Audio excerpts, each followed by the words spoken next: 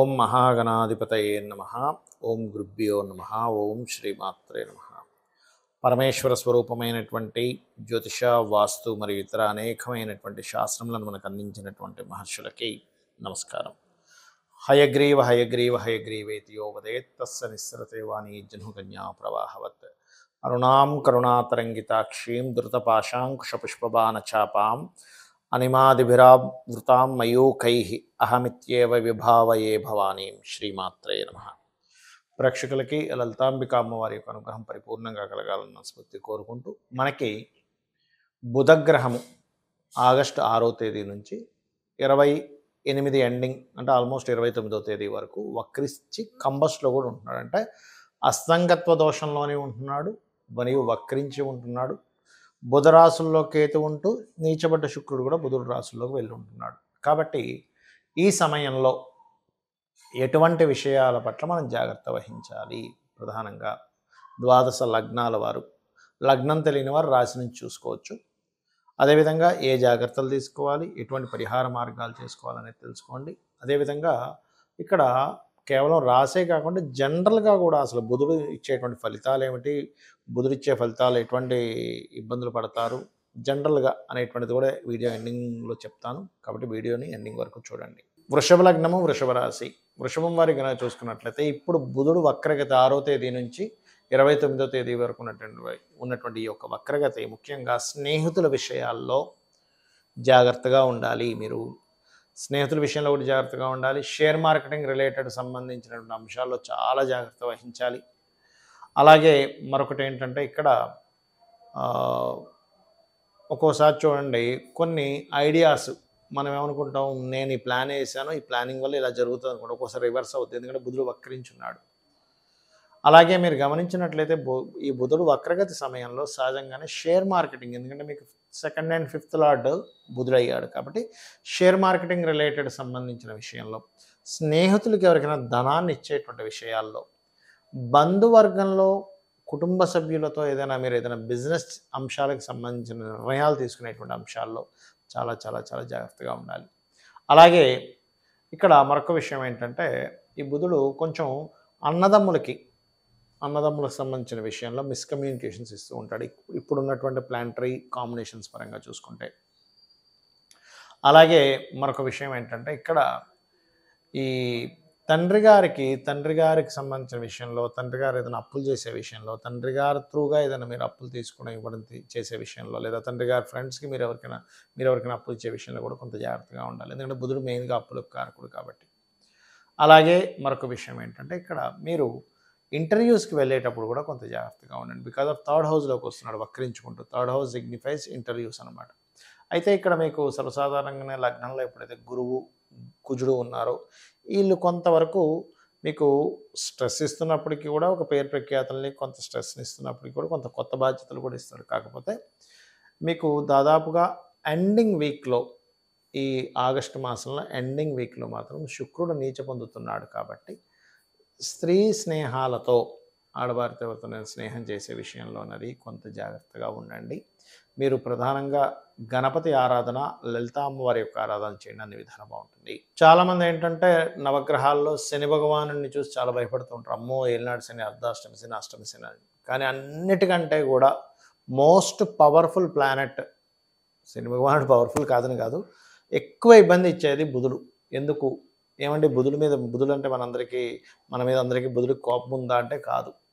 బుధుడికి పూర్వజన్మ కర్మను అందించేటువంటి పోర్ట్ఫోలియో వచ్చింది. అందుకే చూడండి, నోరు బాగుంటే ఊరు బాగుంది అంటారు, అవునా? అలాగే మీరు ఎప్పుడైనా సరే గమనించండి, అప్పుల పాలు ఎక్కువ ఇబ్బంది పడేది ఎక్కడంటే అప్పులు, లేదా రోగము, శత్రుత్వము. ఈ 3 ఎలా వస్తాయి? శత్రుత్వం ఎట్లా వస్తుంది మనకి? మనం మాట్లాడే మాట వల్లే శత్రుత్వం వస్తుంది. మనం చేసే థింకింగ్ వల్లే శత్రుత్వం వస్తుంది. ఆలోచన విధానం. బుధుడు ఆలోచనకు కారకుడు, మాటకి కారకుడు. అలాగే బుధుడు అప్పులకి కూడా కారకుడు. ఎవరికైనా సరే ఎక్కువ అప్పులు ఉన్నాయనుకోండి, వాళ్ళకి కారణం ఏమిటంటే వాళ్ళ జన్మజాతకంలో బుధగ్రహం పాడైంది అని అర్థం చేసుకోవాలి. బుధగ్రహం కనుక పాడైందంటే అప్పుల మూలంగానే ఇబ్బంది పడతారు, ఇది గుర్తుపెట్టుకోండి. అప్పుడు ఏం చేయాలి? ఓం అపర్ణాయే నమః అనే మంత్రం ఒక 40 మినిట్స్ చేయండి రెగ్యులర్గా, మీకు ఖచ్చితంగా బాగుంటుంది. దీంతో పాటు ఇంకొక మంత్రం ఉంటుంది, అంటే ఫైనాన్షియల్ గ్రోత్కి. ఓం సంపత్కరీ సమారూఢ సింధుర వ్రజ సేవితాయ నమ, లేదా ఓం ధర్మాధ్యక్ష ధనాధ్యక్ష ధన ధాన్య వివర్ధినియ నమ చేయండి, ఖచ్చితంగా బాగుంటుంది.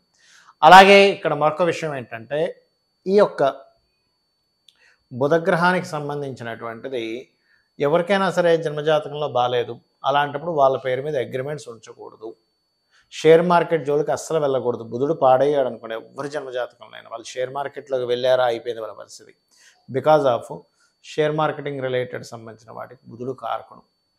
బుధుడు ఎవరి జన్మజాతకంలో అయినా లగ్నాధిపతి అయ్యి లేదా లగ్నంలో ఉండి మంచి పొజిషన్లో ఉన్నా అంటే వాళ్ళు అపర మేధావులు అవుతారు. అందుకే చూడండి, చాలా మటుకు మిథున లగ్నం వారు, కన్యా లగ్నం వారు మంచి, అంటే వాళ్ళకి మిథున లగ్నం వాళ్ళకి ఏంటంటే తెలివితేటలు బాగుంటాయి, ఎప్పుడు కూడా నాలెడ్జ్ గెయిన్ చేసుకుంటూ ఉంటారు. కన్యా లగ్నం వారు మేనేజింగ్ ఎక్కువగా చేస్తారు. అంటే బుధుడు కనుక బాగున్నాడంటే మేనేజింగ్ స్కిల్స్ ఖచ్చితంగా పెరుగుతాయి, అందులో ఎటువంటి సందేహం లేదు. మరి ఈ బుధగ్రహం యొక్క శక్తి తక్కువగా ఉంది. చాలామంది ఏం చేస్తారు తెలియక, బుధుడు తక్కువ నాకు లోలో ఉన్నాడంటే అందుకని నేను పచ్చబెట్టేసుకుంటా అంటారు. అది తప్పు. ఎప్పుడు కూడా బుధుడు పాడైతే ఆ రత్నం ధరించకూడదు. ఎందుకు? ఇప్పుడు చూడండి, చిన్న ఎగ్జాంపుల్, ఇంట్లో మనం కొన్ని కూరగాయలు తెచ్చుకున్నాము, ఆ కూరగాయల్లో కొన్ని పాడయ్యాయి. పాడవగానే మనం ఏం చేస్తాం, పాడైన కూరగాయని తింటామా, అమ్మో పాడైందని పడేస్తామా? పాడేస్తాం. పాడైనటువంటి వస్తువు మనం తినకుండా పడేస్తాం, ఎందుకు? అది మన బాడీకి ఎఫెక్ట్ చేసే ఛాన్స్ ఉంటుంది. అలాగే ఏదైనా ఒక రత్నము పాడైనప్పుడు పెట్టుకోకూడదు. మరి ఏం చేయాలండి? మీరు ఒకటి గుర్తుపెట్టుకోండి, మీరు పెట్టుకోకూడదు కానీ దాన్ని దానంగా ఇవ్వచ్చు. అంటే అలాగా మీ ఇంటికి దగ్గరలో ఏదైనా ఆలయాల్లో ఏదైనా ఉత్సవాలు జరుగుతున్నాయి, ఏదైనా హారం తయారు చేపిస్తుంది, అప్పుడు పచ్చని పెట్టి హారం తయారు చేపించి ఇవ్వండి. అన్ని డబ్బులు ఉంటే ఒకవేళ డబ్బులు లేవు అనుకునేటువంటి వారు మీరు ఏం చేయొచ్చు అంటే బుధగ్రహం దగ్గర దీపారాధన చేయండి, చాలా సింపుల్గా. లేదా పెసలు దానంగా ఇవ్వండి. గ్రీన్ కలర్ వస్త్రంతో బుధవారం నాడు కేజింబా పెసలు దానంగా ఇవ్వండి. గోవులకి గ్రాసము మరియు గోంగూర, ఆకుకూరలు లాంటివి తినిపించండి.